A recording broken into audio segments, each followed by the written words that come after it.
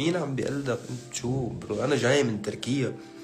انت وين كنت لما انا كنت 6 7 سنين ببيتي عم بخلق هاللون وهالنمط الموسيقي لاجي اطرحه بالعالم العربي؟ انا ما كنت بعرف عنك، انا كنت بسمع مثلا ابراهيم طاطلسس، كنت بغير محل.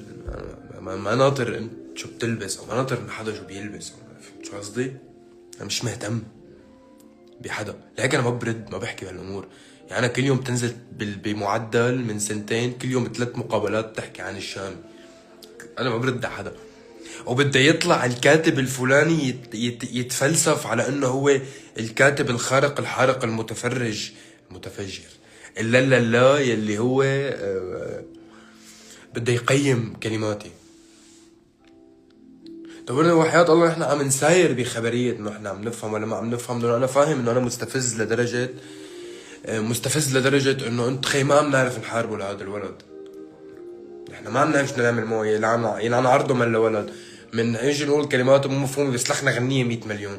مش بنقول لا الشامي متراجع سلخ ديو مع النجم طبعا تامر حسني، اكل النصيفية كلياتها ودخل مصر. مش بنقول لا هذا زلمه ما بيعرف يحكي مدري شو بيسلخك مقابله بنيعك ما بتعرف ترد عليه بكلمتين. بفهمك كتير منيح انه انتم ما عم تعرفوا ولا طريقه تخاطبوا الشامي. يعني الحق معكم، امر جدا بديهي. بس انا اللي منتبه عليه انه انا ما بقلد حدا، الكل عم بقلد سماي.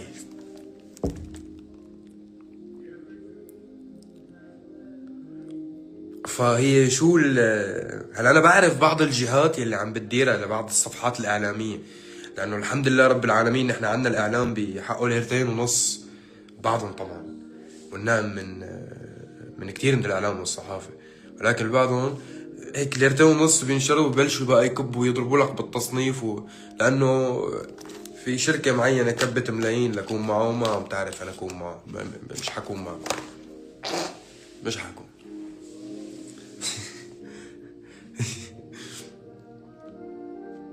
مش عم جمل يا الي، والله وحياتك مش عم جمل انا الخبرية. بس انا يعني انا ما عبالي يكون حد، بس فينن يحلوا عن سماي الكبار والصغار. خي ما بقى تحكوا فيه. لا لقولكم قصة تانية. حاسس حالي كتير ثقيل هلا، حياة امي اسف، حياة امي اسف، بس ده كتير بضايقوا الخلق انتو. بيطلع بعمل حفلة شهر ونص قضية رأي عام. خي شو بسمعكم؟ شو بكم؟